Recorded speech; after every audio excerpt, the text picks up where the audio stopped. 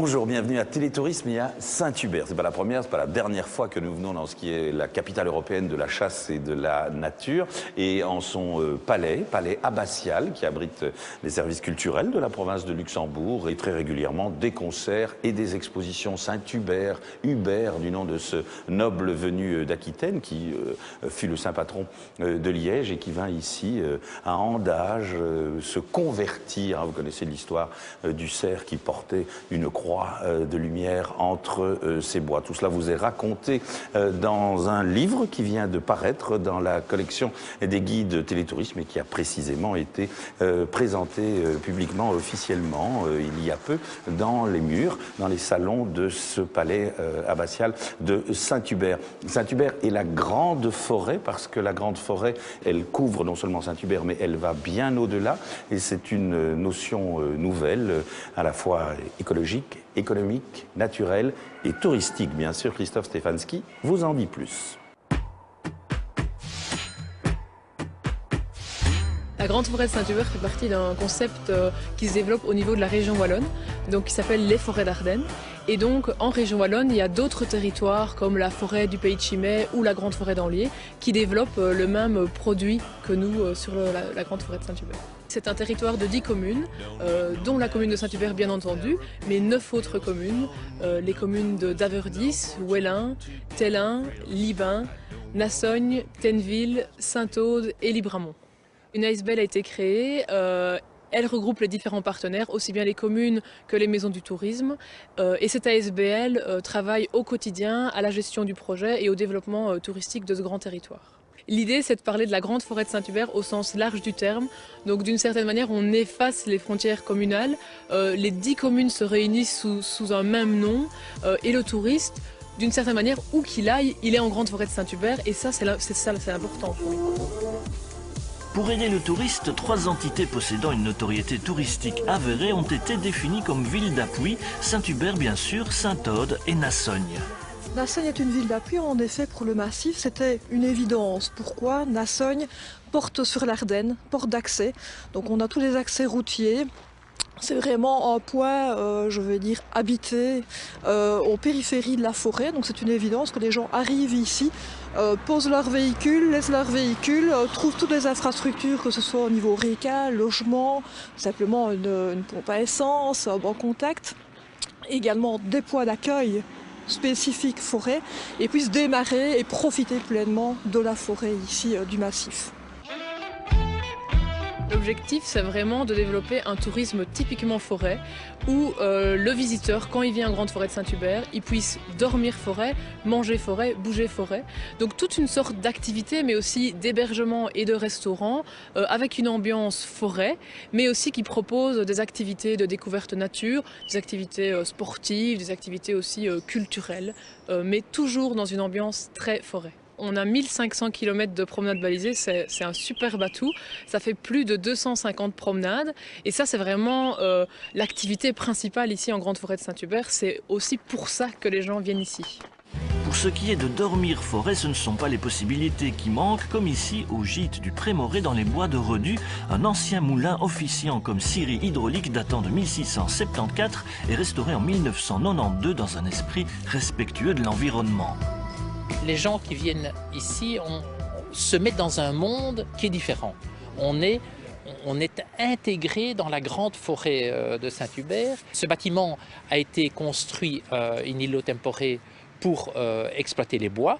Aujourd'hui, il a une autre vocation sociale qui est amener un tourisme intégré. La gestion ici de l'ensemble du site est autonome au niveau de l'épuration de l'eau, au niveau de l'alimentation en eau, au niveau électrique, au niveau en partie du chauffage avec le bois. Donc c'est un concept.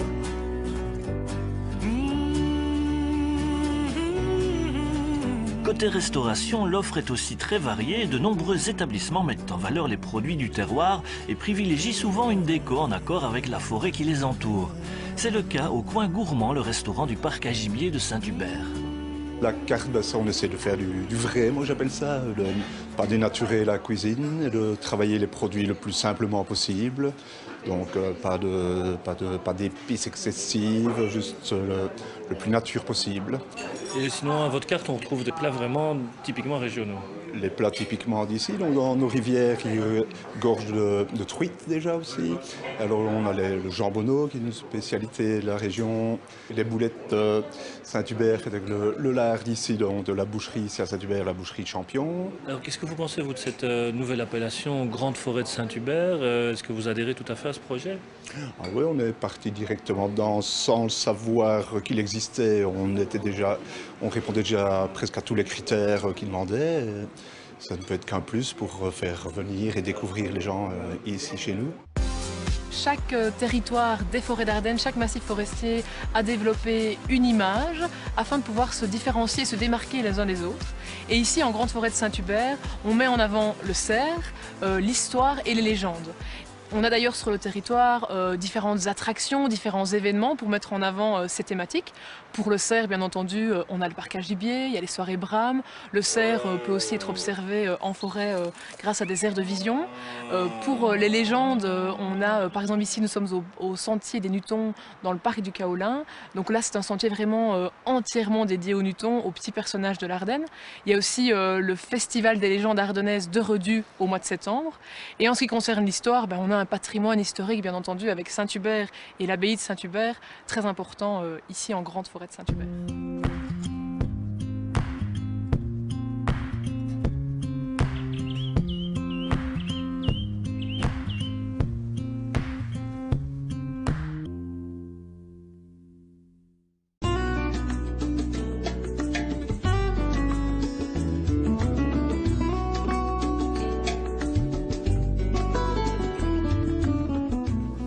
C'est là que vous vous cachez. C'est presque le cas de le dire. Nous sommes à l'étang de Bilaude. Alors on parle de concept de grande forêt, on en est plein dedans là.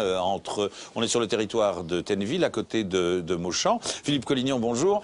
Merci de nous accueillir ici. On appelle ça comment? C'est un observatoire? Ça a une définition précise? On appelle ça une aire de vision. Ouais. Dans ce cas-ci, au sol. Nous en avons d'autres en hauteur. Nous en verrons une tout à l'heure. En fait, qui est tout à fait accessible au public. Moi, j'ai une vue superbe ici. Hein. Franchement, c'est quoi? C'est ça l'étang de Bilaude alors? C'est l'étang de Bilaude. Il est très vieux. Il est très très vieux et il est alimenté par un petit ruisseau qui s'appelle le ruisseau de Bilaude. Ah, voilà, d'où son nom. Et anciennement, la digue était complètement détruite et le forestier local qui s'appelle Philippe Moès, qui je pense bien connu de vos services, avait pris la décision de refermer cette digue afin de recréer cette nappe d'eau que vous avez devant vous et qui permet à certains oiseaux d'eau de revenir. Lesquels par exemple? Nous avons des colverts, évidemment, le traditionnel canard colvert, des grèpes.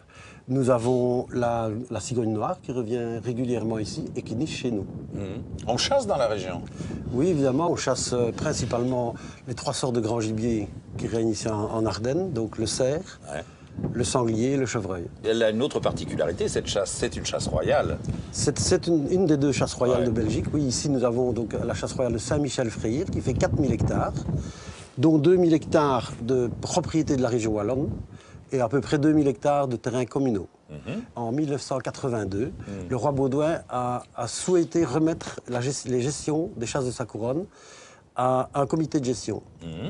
Et ce comité de gestion s'est créé alors et a continué à gérer ces chasses de la couronne avec à la suite le roi Albert et maintenant Philippe. Et donc vous me confirmez bien que là où nous sommes, c'est une promenade, c'est accessible? C'est une promenade tout à fait autorisée. Il y a une aire de parking, et de là, vous avez accès à pied, évidemment, jusqu'à cette aire de vision, l'aire de vision de Bilaude, y compris pour les personnes à mobilité réduite. Ah, c'est bien de le préciser. Oui, l'accès est tout à fait sans problème. Venez, c'est formidable. Vraiment, hein, on est loin de nulle part et on est dépaysé, c'est absolument merveilleux, surtout quand le temps est un peu vif, hein, comme ça fait vraiment du bien. Des promenades dans la Grande Forêt, il y en a vraiment beaucoup, et Christophe Stefanski en a choisi une, je dirais presque au hasard du guide que Télétourisme vient d'y consacrer. Bonjour déjà, commencez. Alors je vous souhaite la bienvenue ici à Deverdis. Je vous propose aujourd'hui de faire la promenade de l'Almache, qui est un affluent d'Alès. Donc c'est une balade pédestre mais qui est aussi destinée au VTT, donc les deux. La balade que l'on retrouve dans le guide ici de Saint-Hubert et la Grande Forêt. Je vous propose maintenant de descendre dans la vallée de la Haute-Lesse en suivant le balisage rouge. Ça va? On y va? C'est parti.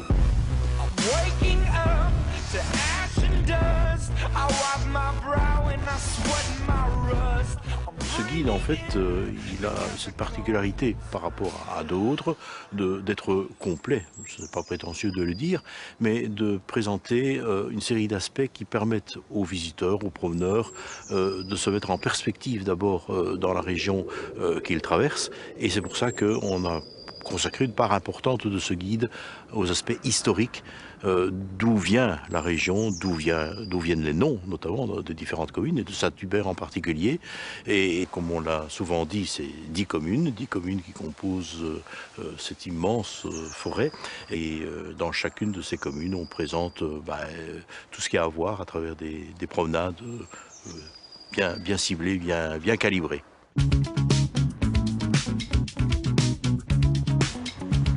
Ici à Daverdis, nous sommes donc dans un village caractéristique de cette grande forêt de Saint-Hubert, celui qui est donc le plus à l'ouest de la grande région de Saint-Hubert, le moins peuplé aussi, et qui rassemble dans une petite surface un ensemble de caractéristiques observées dans d'autres communes, par exemple les fermes du 19e, les maisons à colombage, comme on le découvre par ailleurs, et toute une série de fontaines qui sont très caractéristiques aussi de cette grande forêt de Saint-Hubert. Voilà, on vient traverser le pont de Failly, qui surplombe l'Almache au fait. Une rivière assez caractéristique de l'Ardenne, puisqu'il y a beaucoup de courants, beaucoup de débit d'eau. Et de chaque côté, on voit des aulnes, des grands arbres qui sont dans l'eau. C'est des arbres qui servent au fait à consolider les berges et à servir un petit peu de cachette à tout ce qui est truite. Elles viennent se cacher entre les racines. Elles viennent se cacher entre les racines parce que c'est un arbre qui a des racines assez profondes et assez larges.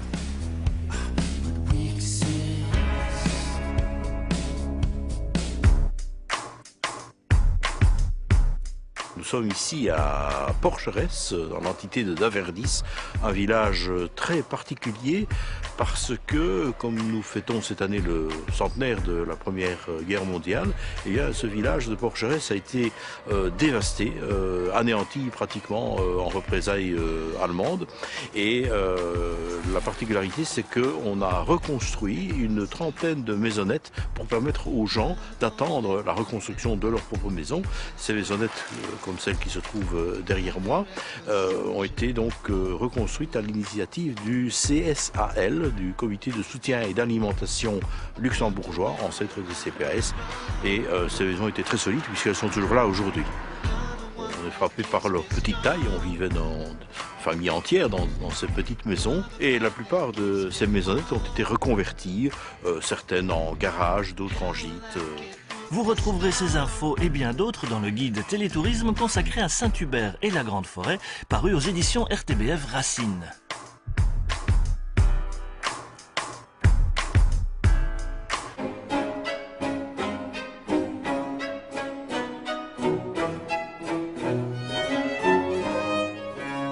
Nous sommes dans un des lieux majeurs de Saint-Hubert. Évidemment, c'est la basilique qui est patrimoine exceptionnel de Wallonie et qui figure, j'imagine, Christian Robinet, dans ce guide Télétourisme de la Grande Forêt Saint-Hubert en bonne place. Mais oui, puisque c'est, comme vous le dites, c'est le centre. Et même si on s'est étendu très largement dans ce guide, puisque la Grande Forêt couvre une superficie énorme, on a quand même recentré l'essentiel autour de la basilique, bien évidemment. Alors, ce n'est pas le premier guide télétourisme dont vous êtes le co-auteur, avec James Loest et Monique Noé. Il y a une trame. Ah, il y a une trame qui est très bien définie, pas seulement dans le nombre de pages, puisqu'on s'en tient toujours à 192 pages, comme disent les Français, mais dans ces 192 pages, on veut insister sur des créneaux bien précis, et notamment le premier, c'est tout l'aspect historique. Il nous semble en effet qu'on ne peut pas pénétrer dans une région sans en connaître l'histoire. C'est une manière manière de mettre un petit peu tout en perspective. Et puis après, c'est historique. Nous avons chaque fois l'occasion de présenter des personnages qui font ou l'actualité, ou en tout cas qui rendent la région célèbre. Je pense à Marie Houet, je pense à Willows et à bien d'autres qui figurent en bonne place dans ce guide. Ça fait combien de villages ou d'entités concernées dans ce guide? Eh bien donc c'est 10 communes et ça fait 97 villages que nous avons parcourus. Vous n'avez pas compté vos kilomètres? Nous n'avons pas osé. Et puis, il y a évidemment aussi une partie, je dirais, gourmande et pratique. Alors, il y a une partie gourmande et pratique, parce qu'on ne présente pas non plus une région sans... Surtout celle-ci. Sans insister sur ce qui peut retenir le touriste, c'est-à-dire la bonne table notamment, et le gîte et le couvert. Voilà, aux éditions Racine RTBF, ce guide Télétourisme Saint-Hubert et la Grande Forêt. Et puisque nous sommes dans la basilique, bon, d'une certaine manière, on va revoir nos classiques en compagnie de Philippe Marcigny. Patrimoine exceptionnel de Wallonie, la basilique de Saint-Hubert fut bâtie pour l'essentiel au XVIe siècle. La façade baroque du XVIIIe contraste avec son intérieur gothique élancé, tout de lumière et couleur, grâce aux pierres jaunes, bleues, roses. Monsieur le doyen, est-ce que c'est important de retrouver le corps de Saint-Hubert ?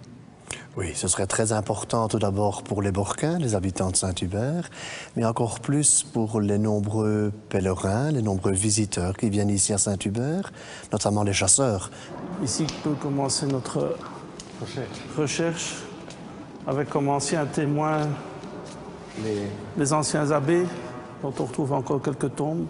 C'est la partie physique dans la basilique où on enterrait les abbés, puisque de l'autre côté de la basilique se trouve le côté spirituel, où on se gardait de ne pas justement les enterrer. Seulement, on ne l'enterrait pas avec n'importe qui, donc c'est déjà pas ici. Le mausolée offert par le roi ne contient pas le corps de Saint-Hubert. Qu'est-il advenu du grand homme, transféré ici en 825 et dont on a perdu la trace ? On pourrait espérer vraiment le retrouver. Il doit certainement exister un endroit ici, dans la basilique, où les nombreux pères abbés sont enterrés, parce que sur 9 siècles pratiquement de monachisme, il y a eu pas mal de pères abbés. Donc on en trouve quelques tombes ici, mais pas énormément. Les autres sont certainement à un endroit. En l'absence de reliques corporelles, le culte de Saint-Hubert s'est concentré depuis le XVIe siècle sur l'étole miraculeuse présentée dans son reliquaire. Ici, c'est un lieu sacré. Sacré, c'est aussi le Vatican, où vous pouvez entrer et consulter des documents. Oui, j'ai eu cette opportunité de pouvoir le faire. C'est là que j'ai pu constater qu'effectivement, un moine, en 1859, a eu l'occasion de voir de ses propres yeux et de sentir le corps de Saint-Hubert en lui remettant son propre chapelet. Et c'était la raison pour laquelle il a demandé à la papauté de recevoir de nouveau un chapelet béni par le pape.